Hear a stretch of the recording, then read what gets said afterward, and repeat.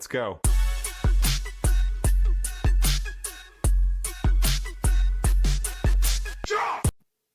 Assalamualaikum warahmatullahi wabarakatuh.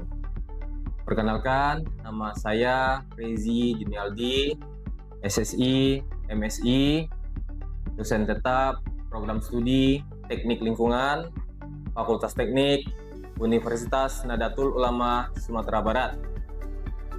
Pada video ini, saya akan menyampaikan teknik pengajaran saya dengan meliputi DIA atau Delivery, Interaction, dan Assessment.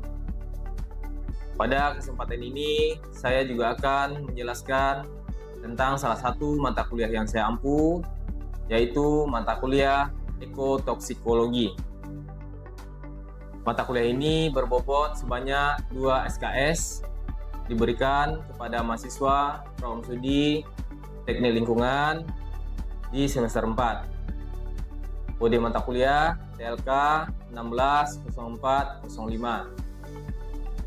Capaian pembelajaran mata kuliah Ekotoksikologi adalah setelah mengikuti mata kuliah ini, mahasiswa diharapkan mampu menghitung persebaran zat di lingkungan air, tanah, dan udara yang diperlukan dalam pengendalian pencemaran lingkungan, serta menerapkan konsep ekotoksikologi dalam proses pengolahan di teknik lingkungan.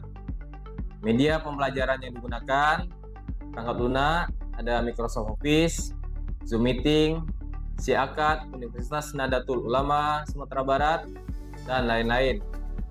Perangkat keras ada LCD, papan tulis, dan proyektor, dan lain-lain.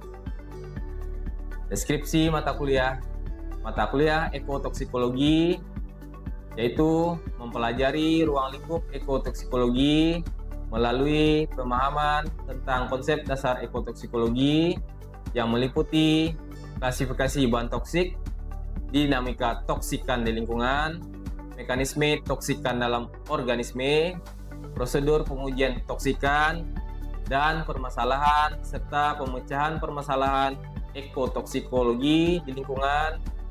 Pembelajaran disampaikan dalam kajian teoritis, diskusi, dan presentasi, serta praktikum.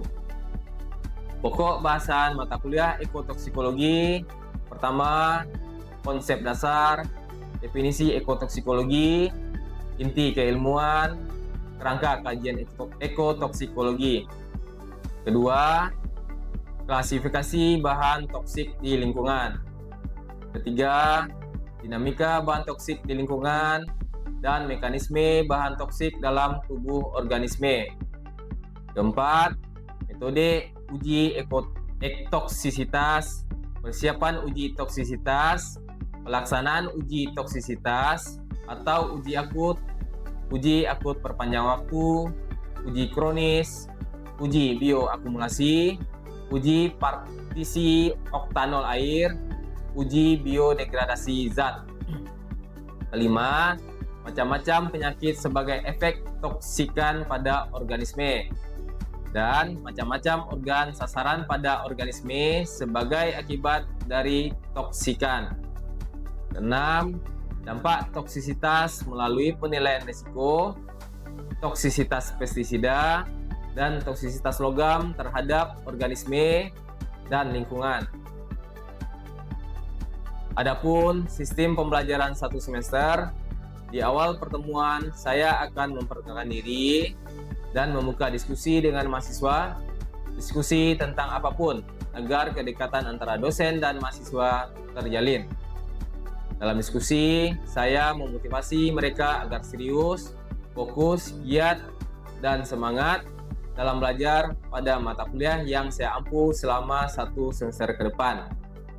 Selanjutnya, saya akan membahas kontrak perkuliahan, yang mana ini kesepakatan bersama, termasuk modul perkuliahan, agar mereka dapat gambaran pelaksanaan perkuliahan selama 1 semester ke depan.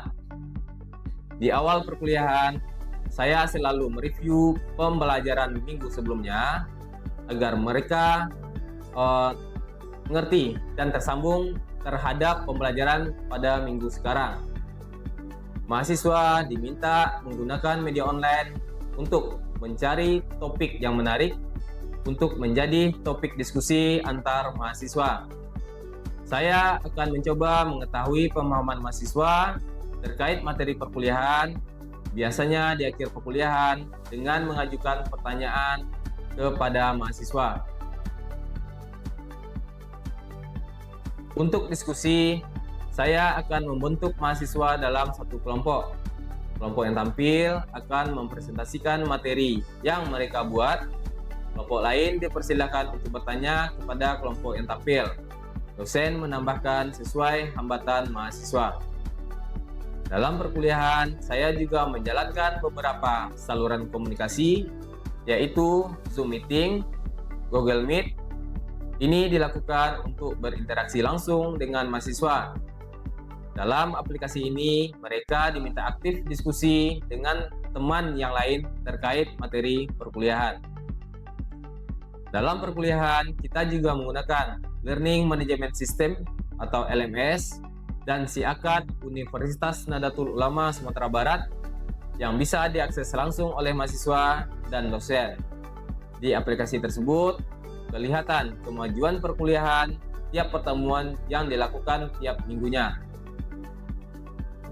Membuat tugas kelompok, tugas pribadi, kuis, absensi, keaktifan dalam kelas, nilai UTS, dan nilai UAS, serta kepribadian individu merupakan indikator yang digunakan untuk memperoleh nilai akhir pada mata kuliah yang dipelajari. Di awal perkuliahan, saya akan menyampaikan pembobotan nilai masing-masing indikator. Keterampilan umum itu sebanyak 10%, keterampilan khusus sebanyak 15%, UTS 25%, UAS 25%, kehadiran 10%, sikap 10%, dan lain-lain 5%. Keseluruhannya berjumlah 100%. Di mana ketika mahasiswa memperoleh nilai A, berarti nilainya berkisar antara 85 sampai 100. Mahasiswa memperoleh nilai A- ketika mahasiswa memperoleh nilai 80 sampai 84. B+ ketika mahasiswa memperoleh nilai 75 sampai 79. B ketika mahasiswa memperoleh nilai 70 sampai 74. B- ketika mahasiswa memperoleh nilai 65 sampai 69. C+ ketika mahasiswa memperoleh nilai 60 sampai 64. C ketika mahasiswa memperoleh nilai 55 sampai 59. C- ketika mahasiswa memperoleh nilai 50 sampai 54. D ketika mahasiswa memperoleh nilai 40 sampai 49. E ketika mahasiswa memperoleh nilai kecil dari 40. Selanjutnya, saya akan menampilkan proses pengajaran yang saya lakukan pada mata kuliah ekotoksikologi. Selamat menyaksikan. Terima kasih. Wassalamualaikum warahmatullahi wabarakatuh. Selamat siang semua. Siapa? Oke. Apa kabar kalian hari ini? Alhamdulillah baik. Baik ya. Oke. Kita ketemu pada hari ini di mata kuliah ekotoksikologi lingkungan. Nah, oke, kita belajar tentang pada hari ini tentang prinsip-prinsip dasar dari ekotoksikologi. Oke, saya mau menjelaskan ya tentang apa sih prinsip-prinsip dari ekotoksikologi gitu ya. Nah, ini saya bakal menampilkan slide. Nanti di akhir penjelasan dari saya ada penilaian dari perkuliahan kita pada siang hari ini. Oke, bisa ya? Bisa diikuti ya? Oke. Nah, berikut adalah beberapa landasan dari ekotoksikologi. Ada ekologi ya. Ekologi ini adalah memahami bagaimana organisme berinteraksi dengan lingkungan, termasuk hubungan antar spesies, dinamika populasi, dan aliran energi dalam ekosistem. Nah, kedua, ada toksikologi. Nah, toksikologi ini adalah ilmu yang mempelajari tentang sifat-sifat racun dan suatu zat kimia, termasuk bagaimana zat tersebut masuk ke dalam tubuh organisme. Kemudian bagaimana zat tersebut bekerja dalam tubuh dan bagaimana zat tersebut diolah dan dibuang oleh tubuh manusia gitu ya. Oke, kita lanjut ya. Ada hubungan antara dosis dan respon. Nah, memahami bagaimana dosis suatu zat dapat mempengaruhi tingkat keparahan efek pada organisme, termasuk efek yang mematikan itu atau letal, kemudian tidak mematikan atau non letal gitu ya. Kemudian ada nasib dan dampak polutan. Ekotoksikologi juga mempelajari bagaimana zat kimia berbahaya dapat bergerak dan berubah dalam lingkungan, serta bagaimana zat tersebut dapat terakumulasi dalam jaringan organisme atau bioakumulasi. Oke, kita lanjut ya. Ada penilaian risiko. Nah, ekotoksikologi juga membantu dalam menilai risiko yang ditimbulkan oleh zat kimia berbahaya terhadap lingkungan dan organisme, yang penting untuk pengembangan kebijakan perlindungan lingkungan. Nah, kita masuk ke dalam pengertian ekotoksikologi. Apa sih pengertian dari ekotoksikologi ini gitu ya? Nah, di depan dijelaskan ilmu yang mempelajari tentang efek berbahaya dan beracun terhadap organisme, populasi, komunitas, dan ekosistem. Prinsip dasar dari ekotoksikologi ini mencakup pemahaman tentang toksisitas zat, paparan organisme terhadap zat tersebut, bioakumulasi, dan biomagnifikasi. Sampai di sini bisa dipahami apa pengertian dari ekotoksikologi? Bisa, Pak. Bisa ya. Kita lanjut ya. Nah, kemudian ada beberapa prinsip-prinsip dalam dasar ya dalam ekotoksikologi. Yang pertama ada toksisitas. Ini kalian harus tahu ya beberapa prinsip-prinsip yang ada dalam ekotoksikologi. Nah, toksisitas. Toksisitas adalah setiap zat memiliki tingkat toksisitas yang berbeda yang mengindikasikan seberapa berbahaya zat tersebut bagi organisme hidup ya. Toksisitas suatu zat dapat bervariasi tergantung pada jenis organisme, dosis, dan kondisi lingkungan. Nah, itu pengertian dari toksisitas. Oke. Kemudian ada paparan. Nah, paparan ini apa sih? Paparan adalah kontak antara organisme dan zat beracun. Paparan dapat terjadi melalui berbagai cara. Seperti ya, melalui udara, air, kemudian makanan, atau kontak langsung dengan zat beracun. Nah, itu pengertian dari paparan. Sampai di sini bisa diikuti? Bisa ya. Kita lanjut. Yang ketiga adalah bioakumulasi. Nah, beberapa zat beracun dapat terakumulasi dalam tubuh organisme dari waktu ke waktu. Proses ini disebut dengan bioakumulasi. Zat-zat tersebut dapat terakumulasi di jaringan tubuh manusia seperti lemak dan dapat mencapai konsentrasi yang lebih tinggi daripada lingkungan sekitar. Itu pengertian dari bioakumulasi. Kita lanjut ya, yang keempat ya. Biomagnifikasi. Tadi ada bioakumulasi dan ada juga biomagnifikasi. Nah, biomagnifikasi ini adalah zat beracun yang terakumulasi dalam tubuh organisme juga dapat mengalami biomagnifikasi saat berpindah melalui rantai makanan.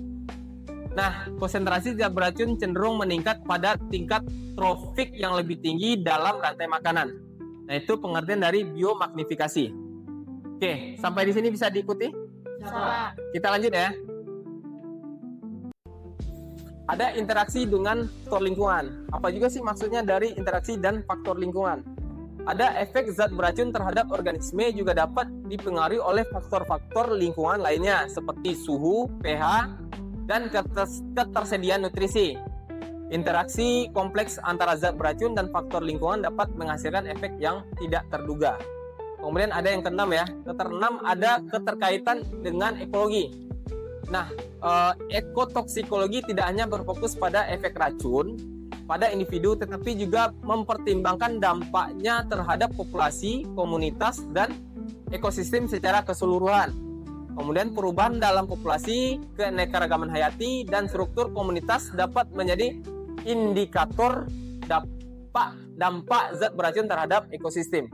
Nah, itu keterkaitan ekologi dengan ekotoksikologi. Oke, sampai di sini bisa diikuti. Saya lanjut ya. Nah, dengan memahami prinsip-prinsip ini, ekotoksikologi membantu dalam menilai risiko zat beracun terhadap lingkungan, mengembangkan strategi mitigasi, dan melindungi ekosistem dari dampak populasi. Oke, itu penjelasan saya pada siang hari ini tentang prinsip-prinsip dari ekotoksikologi. Oke, ada pertanyaan dari kalian semua? Tidak ya? Kalau nggak ada pertanyaan, saya bakal bertanya kepada kalian semua. Ada 3 pertanyaan ya, terkait materi kita pada siang hari ini. Oke, saya bakal bertanya ya. Oke, ini pertanyaannya. Yang pertama, sebutkan dan jelaskan apa saja landasan dari ekotoksikologi. Tadi kalian nggak bertanya, saya yang bakal bertanya, berarti saya yang bakal menunjuk siapa yang menjawab pertanyaan dari saya terkait materi kita pada dalam prinsip-prinsip ekotoksikologi. Yang pertama, sebutkan dan jelaskan apa saja landasan ekotoksikologi. Rima, saya mau bertanya kepada saudara. Coba jelaskan apa dan sebutkan ya. Jelaskan dan sebutkan landasan dari ekotoksikologi. Rima. Baik, saya akan menjawab pertanyaan dari Bapak. Yang pertanyaannya, sebutkan dan jelaskan apa saja landasan ekotoksikologi. Landasan ekotoksikologi adalah ilmu yang mempelajari efek racun zat kimia terhadap ekosistem.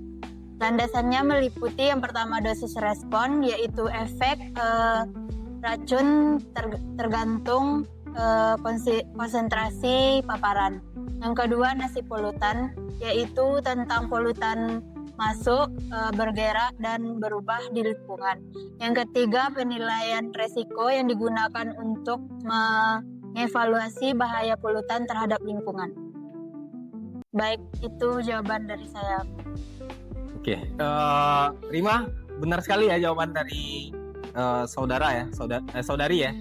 Oke, kita lanjut ke pertanyaan kedua. Ini ada pengertian ekotoksikologi.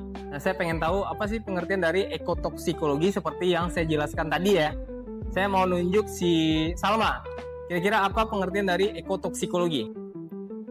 Baiklah, saya akan menjawab pertanyaan dari Bapak. Pengertian dari ekotoksikologi adalah cabang ilmu yang mempelajari dampak racun dari bahan kimia atau polutan terhadap lingkungan dan ekosistem. Oke, Salma, makasih ya, benar ya. Jadi pengertian dari ekotoksikologi seperti yang telah dijelaskan oleh Salma tadi. Nah, ada pertanyaan yang ketiga ya. Yang ketiga yaitu sebutkan dan jelaskan istilah dalam ekotoksikologi. Jadi apa aja sih istilah yang ada dalam ekotoksikologi dan coba jelaskan gitu ya. Nah, saya mau nunjuk tadi udah ada perempuan 2 ya, udah menjawab pertanyaan dari saya terkait materi kita pada siang hari ini. Saya minta lagi laki-laki gitu ya. Nah, yang ketiga, coba Dani menjelaskan dan sebutkan gitu ya, apa istilah yang ada dalam ekotoksikologi. Baik Bapak, saya akan menjelaskan, yaitu yang pertama itu toksin, Pak. Toksin yaitu jumlah zat yang sudah kecil yang dapat menimbulkan bahaya atau gangguan terhadap makhluk hidup. Biasanya terbentuk secara alami. Yang dimana itu biasanya terbentuk seperti bakteri, tumbuhan, dan hewan. Untuk yang kedua itu Pak, toksikan.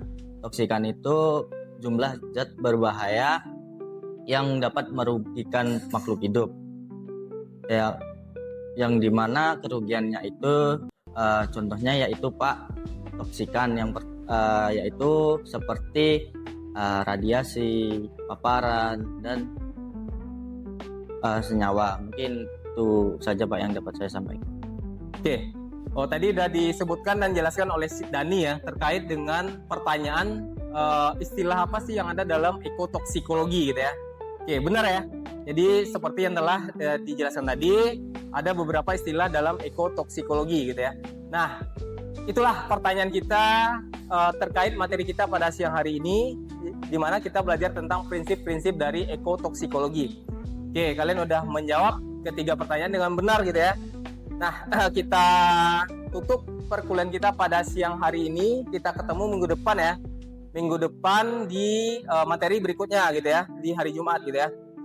Sebelum saya sudahi perkuliahan kita, saya mau ambil absen ya. Jadi nanti kalau seandainya siapa yang hadir angkat tangan, nanti kalau siapa yang izin atau sakit, nanti dibilang izin atau sakit gitu.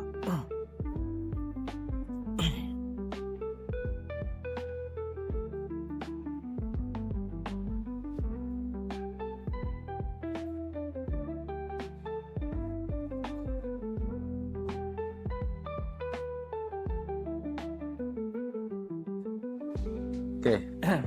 Absen. Ahmad Fauzi. Hadir ya. Zaki. Hadir, Pak. Kemudian Edwin. Hadir ya. Kemudian Harmulyadi. Hadir. Kemudian Restianda. Hadir. Lanjut. Rima Eka Putri. Hadir. Salma Sofiani. Salsabila Patrianda. Izin ya. Izin ngapain? Si sakit ya? Oke, kemudian Siti Nurjana. Siti Nurjana hadir. Flora Maitasya hadir. Kemudian Wahida. Wahida nggak ada izin, nggak ada kabar. Alfa ya. Oke. Nah, demikian perkuliahan kita pada siang hari ini. Kita ketemu minggu depan di materi berikutnya gitu ya, di mata kuliah ekotoksikologi. Jangan lupa ya belajar ya untuk perkuliahan kita pada minggu berikutnya. Saya akhiri perkuliahan kita pada siang hari ini dengan mengucapkan Assalamualaikum warahmatullahi wabarakatuh.